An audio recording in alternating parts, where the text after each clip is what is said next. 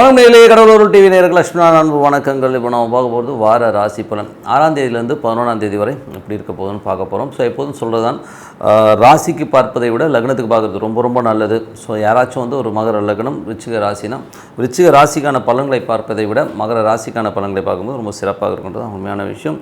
மற்றபடி வந்து பார்த்திங்கன்னா, நீங்கள் வந்து உங்களுடைய தசா புத்தி அந்தரங்கள் ஜாதக ரீதியாக என்ன இருக்குன்றதை பார்த்துட்டிங்கன்னா அதை வச்சு வந்து நீங்கள் வந்து மேட்ச் பண்ணி பார்க்கும்போது ரொம்ப பர்ஃபெக்டாக இருக்குன்றது தான் உண்மையான விஷயம்.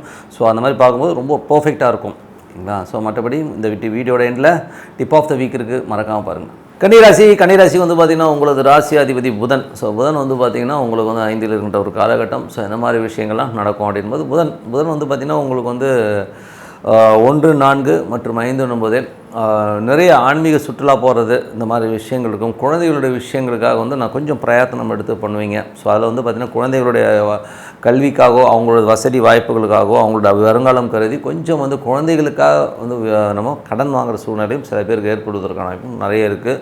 ஸோ மற்றபடி வந்து உங்களது 2ஆம் அதிபதியான சுக்கிரன், ஸோ 2ஆம் அதிபதி சுக்கிரன் வந்து 4ல் இருக்கின்ற ஒரு காலகட்டங்கள் கொஞ்சம் வந்து வீடு பராமத்து வேலைகள், வண்டி வாகனங்களில் வந்து கொஞ்சம் மெயின்டெனன்ஸ் பண்ணுறது, இந்த மாதிரி விஷயங்கள்லாம் இருக்கும். கொஞ்சம் வந்து வண்டி வாகனம் செலவு முக்கியம்.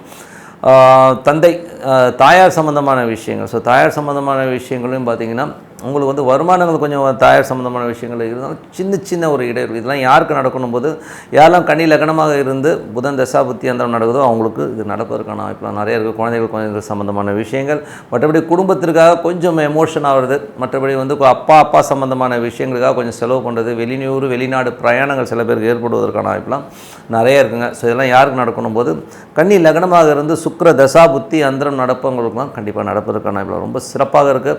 3ஆம் அதிபதியான செவ்வாய் வந்து சூரியனுடைய சாரத்தில் போகின்ற ஒரு காலகட்டங்களில் பார்த்திங்கன்னா உங்களுக்கு வந்து அது 3, 8ன்னும் போதே கொஞ்சம் வந்து குழந்தைகள் சம்மந்தமான விஷயங்கள் எமோட் ஆவீங்க. இதெல்லாம் யாருக்கு நடக்கணும், யாரெல்லாம் கன்னி லக்னமாக இருந்து செவ்வாய் தசா புத்தி அந்தரம் நடக்குதோ அவங்களுக்கு தான் நடக்கும். மற்றவங்களும் இதை பற்றி பெருசாக கேர் பண்ணிக்க வேண்டாம். ஸோ 3, 8ஆம் அதிபதி 5ல் இருக்கின்ற ஒரு கலைஞர்களுக்கு வந்து பெரிய எமோஷன்ஸு ஸ்ட்ரெஸ் வருவதற்கான வாய்ப்புகள், உங்களுடைய குழந்தைகளால் உங்களுக்கு வந்து எமோஷன்ஸோ ஸ்ட்ரெஸ்ஸோ வருவதற்கான வாய்ப்புகள் ரொம்ப கவனமாக இருக்கணுங்க. ஸோ அதனால் அதை கொஞ்சம் பார்த்து நடந்துங்க. ஏன்னா கொஞ்சம் சூடாவீங்க, குழந்தைகளாக கொஞ்சம் செலவு ஜாஸ்தி பண்ணிட்டோமோ, கொஞ்சம் செலவு வச்சிருச்சுங்கிற மாதிரி விஷயங்கள் ஒரு எமோஷன்ஸ் கண்டிப்பாக இருப்பதற்கான வாய்ப்புகள் நிறைய இருக்குது. ஸோ கொஞ்சம் பார்த்து நடக்கும். இதெல்லாம் யாருக்கு நடக்கும்போது கன்னி லக்னமாக இருந்து செவ்வாய் தசா புத்தி அந்த கொஞ்சம் கேர்ஃபுல்லாக இருக்கின்ற ஒரு காலகட்டங்கள். ஸோ 4ஆம் அதிபதியான குரு.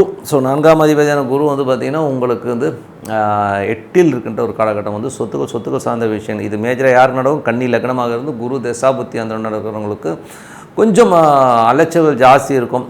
அதை வந்து எந்தவித மாற்றமும் இல்லை. மற்றபடி தாயாருக்கும் உங்களுக்கும் நிறைய கருத்து வேறுபாடுகள் வருவதற்கான வாய்ப்புகள், அப்பாவை பற்றின விஷயங்களோ குடும்பம் சம்மந்தமான விஷயங்களுக்குள்ளேயோ வந்து உங்களுக்கும் உங்கள் அம்மாவுக்குமே வந்து நிறைய கருத்து வேறுபாடு, சண்டை சச்சரவு வருவதற்கான வாய்ப்புகள் ரொம்ப கவனம். நீங்கள் ஏதாச்சும் அப்பாவை வந்து கேர்லெஸ்ஸாக ஏதாவது பண்ணுறாரு, இது பண்ணுறாரு, ஏதோ கம்ப்ளைண்ட் பண்ண போய் அதை வச்சுக்கிட்டு அம்மா சண்டை போடுறதுக்கான வாய்ப்பு, கொஞ்சம் கருத்து பேதங்கள் வருவதற்கான வாய்ப்பு ரொம்ப கவனமாக இருக்கணுங்க. வண்டி வாகனங்கள்லாம் ஓட்டும்போது கொஞ்சம் கேர்ஃபுல்லாக இருக்க ஒரு காலகட்டம் தான்.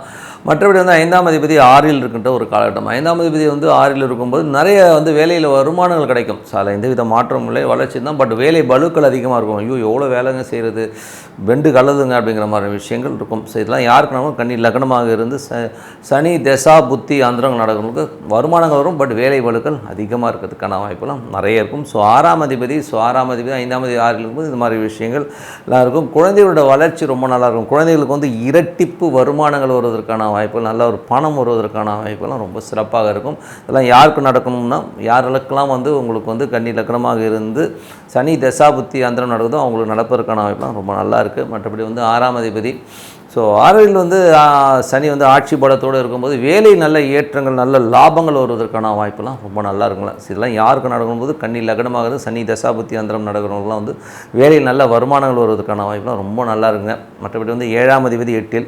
ஸோ இது வந்து பார்த்திங்கன்னா கணவன் மனைவிக்கு நடுவில் வந்து சின்ன விஷயங்கள் வந்து கருத்து வேறுபாடு, டென்ஷன், ஸ்ட்ரெஸ் வருவதற்கான வாய்ப்புலாம் இருக்கனால கொஞ்சம் கேர்ஃபுல்லாக இருக்கணும். அதுவும் வந்து பார்த்திங்கன்னா எந்த மாதிரி விஷயங்களில் வரும்னா, இது குறிப்பாக பார்க்க போனோம்னா குடும்பத்தில் வந்து அப்பா சம்மந்தமான விஷயங்கள், வெளிநாடு சம்மந்தமான விஷயங்கள், மாமனார் சம்மந்தமான விஷயங்களை நமக்கு கொஞ்சம் கருத்து பேதங்கள், டென்ஷன்ஸ் வருவதற்கான வாய்ப்பு இருக்கணும். ரொம்ப கவனமாக இருக்கணும். இது யாருக்கெல்லாம் நடக்கணும் போது யாரெல்லாம் வந்து கன்னி லக்னமாக இருந்து குரு தசா புத்தி அந்த அவங்க வந்து கொஞ்சம் கேர்ஃபுல்லாக இருக்கணுங்க.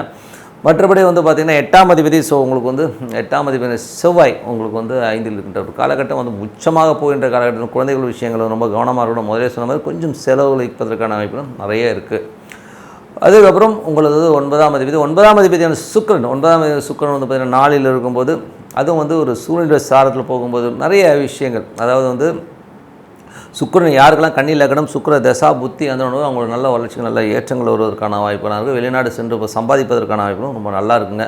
ஆனால் கொஞ்சம் அலைச்சல் ஜெபம் கண்டிப்பாக இருக்கத்தான் செய்யும். இப்போ அந்த அலைச்சல்கள் நல்ல வருமானமும் கண்டிப்பாக வருமானம் வருவதற்கான வாய்ப்புலாம் ரொம்ப சிறப்பாக இருக்குது.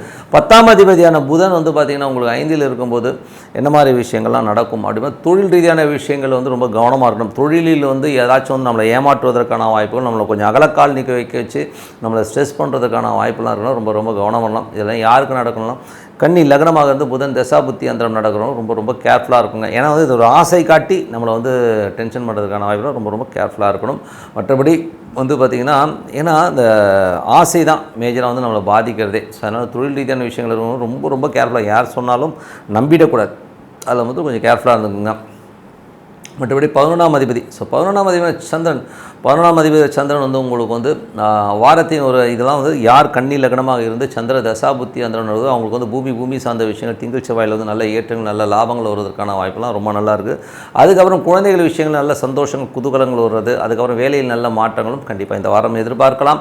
இது வந்து பார்த்திங்கன்னா யாருக்கு நடக்கும், கன்னி லக்னமாக இருந்து சந்திர தசாபுத்தி அந்தரம் நடக்கணும் கண்டிப்பாக நடப்பதற்கான வாய்ப்பெல்லாம் ரொம்ப நல்லா இருக்குது.